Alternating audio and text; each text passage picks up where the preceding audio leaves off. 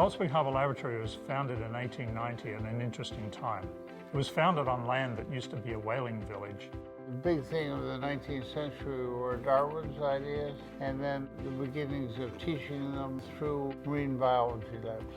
Soon thereafter, in 1900, when Mendel's laws of genetics were rediscovered, the laboratory took a major turn to become the first institution to focus solely on genetics. And this led the direction for the next 125 years.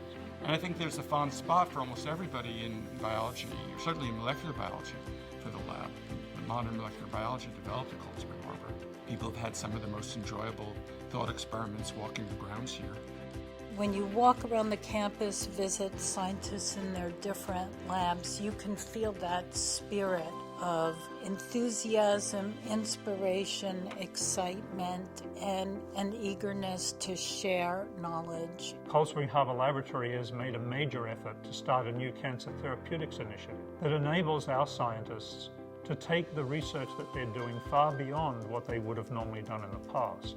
And this has also been facilitated by an extraordinary relationship with the largest healthcare system on the East Coast, Northwell Health. This affiliation allows Cold Spring Harbor science to be discussed with clinical oncologists in the health system with the explicit intent of coming up with new treatments for cancer patients or new diagnostic approaches for cancer patients, including early detection. Because of the dynamic nature of the faculty at Cold Spring Harbor Laboratory, we're constantly recruiting very bright young scientists. One of those newest young scientists is Dr. Camila Santos. We know for over 50 years now that an early age of pregnancy decreases the risk of breast cancer by 30 to 40%, and that includes all subtypes of breast cancer. So we are trying to look for factors present in cells after pregnancy that decrease the chance of cells to turn into cancer cells. As a cancer survivor myself, I really appreciate the opportunity to talk to scientists about cancer-related genes. My ambition is to find new ways, new drugs, new therapeutic strategies that women can take at any age and decrease their risk of developing breast cancer. One of the great examples of how a scientist can pick up on a completely new direction is Dr. Mike Wigler. Mike Wigler has had a really transformative effect on the understanding of the genetics of diseases that aren't simple, most of all autism. Up until then, pretty much people were looking at inherited mutations, and Mike suggested going the de novo route, and that has opened up a whole new way of looking at the autism incidence. There's a lot of disease that's caused by new mutation.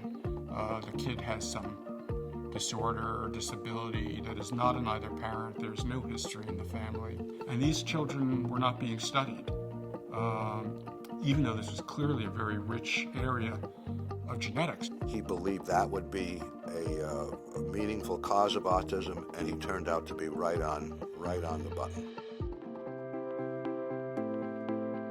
There's really no other place that I know of that has this combination of fantastic scientists on the campus, but also this convening ability to bring other groups here for some of the best meetings that occur anywhere in the world. Cold Spring Harbor has sort of placed themselves in the center of both great science and great education.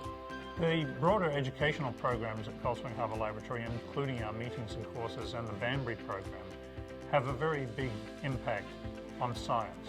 The most important part of Cold Spring Harbor education is of scientists educating each other in effective ways. The way to really make progress is to get lots of smart people to focus on the same issues, and Cold Spring Harbor does all of that. It is also the center for almost all of the top meetings throughout biology. So you can stay in one place and the world of biology comes to you, so to speak. Right now, we're the guardians of this institution, and we want to build it, we want to help it continue in the future. It's made so much of a contribution. The last 125 years of Cold Spring Harbor Laboratory has really been the development and evolution of this extraordinary institution. For the next 125 years and beyond, what I think we really need to do is to become the center where the brightest minds and the best scientists in the world can come to work in a unique culture, and we can provide the resources to enable them to do that science. Cold Spring Harbor is an environment where you can go and have a walk with a couple of other scientists and hear things that you would never hear anywhere else and would change your life.